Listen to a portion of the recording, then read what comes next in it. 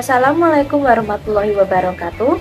Nama saya Tarisa Nudra Yulita dengan NIM 25040674261 dan saya berasal dari kelas 2025F.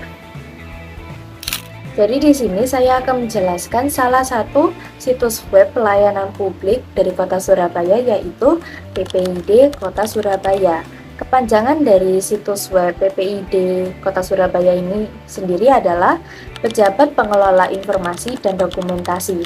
Sesuai dari kepanjangannya, situs web PPID ini adalah situs yang dikelola oleh pejabat yang mengelola informasi dan juga dokumentasi dan pemerintah Kota Surabaya untuk menyediakan dan melayani informasi publik yang sesuai dengan amanat Undang-Undang Keterbukaan Informasi Publik. Jadi di sini saya akan menjelaskan salah satu situs resmi dari Surabaya, yaitu PPID. Pada situs ini saya akan menjelaskan salah satu fiturnya, yaitu daftar informasi publik.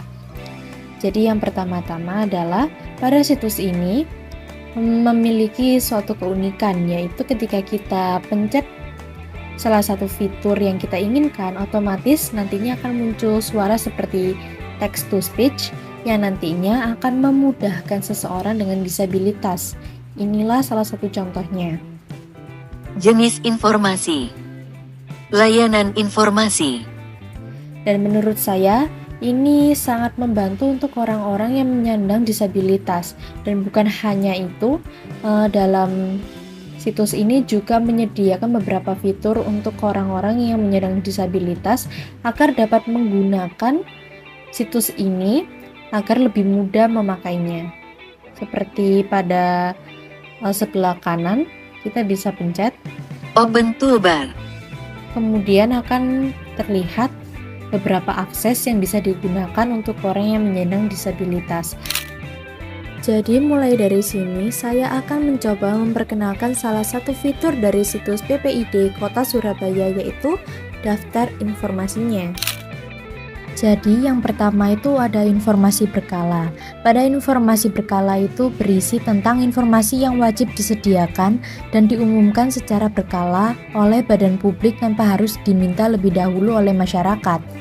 Tujuannya agar masyarakat memperoleh gambaran umum tentang organisasi, anggaran program, kinerja, dan kebijakan secara transparan. Yang kedua ada informasi serta-merta. Informasi ini adalah informasi yang harus diumumkan segera atau tanpa penundaan oleh badan publik jika terjadi peristiwa atau kondisi tertentu yang penting bagi publik atau disebut hajat hidup orang banyak atau dalam keadaan darurat, dengan tujuan agar masyarakat cepat mendapat informasi kritis, mengurangi spekulasi, mencegah kerugian yang lebih besar. Yang ketiga ada informasi setiap saat.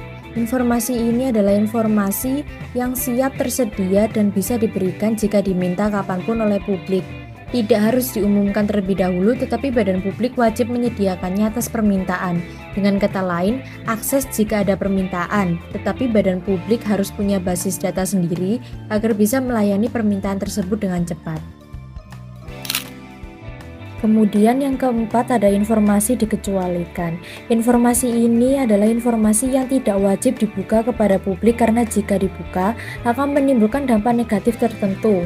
Undang-Undang Keterbukaan Informasi Publik atau UU 14/2008 mengatur bahwa pembatasan atau pengecualian informasi perlu dilandasi uji konsekuensi dan pertimbangan tertulis. Informasi yang dikecualikan bisa berubah dari waktu ke waktu. Misalnya ketika masa rahasia sudah lewat, suatu informasi bisa menjadi publik kembali. Setelah kita menonton video yang telah saya putarkan sebelumnya, serta saya sendiri juga telah mencari tahu lebih lanjut tentang fitur informasi pada situs PPID Kota Surabaya, saya berpendapat bahwa situs PPID ini sudah memenuhi ketentuan dasar keterbukaan informasi publiknya, namun masih perlu diperkuat dari segi aktualitas, kemudahan akses, dan transparansi. Kemudian dari video yang telah kita lihat tadi itu ada beberapa informasi. Yang pertama ada informasi berkala. Pada informasi berkalanya sendiri sudah tersedia, namun sering tidak disertai ringkasan dan tanggal pembaruannya. Kemudian ada informasi serta-merta. Informasi serta-merta belum responsif terhadap situasi darurat. Kemudian ada informasi setiap saat. Pada informasi setiap saatnya belum memiliki katalog dokumen yang siap diunduh, dan juga informasi dikecualikan. Pada informasi yang dikecualikan itu kurang menjelaskan alasan hukum pengecualiannya. Oleh karena itu, situs PPID Surabaya perlu menambah data, sistem pencarian, dan pembaruan rutin, serta penjelasan alasan pengecualian secara terbuka, agar pelayanan informasi publik ke depannya itu menjadi lebih cepat, transparan, dan juga akuntabel. Cukup sekian dari saya, terima kasih. Mohon maaf apabila pada penjelasan saya ada yang kurang bisa dimengerti, dan juga mohon maaf apabila ada salah-salah kata. Wassalamualaikum warahmatullahi wabarakatuh.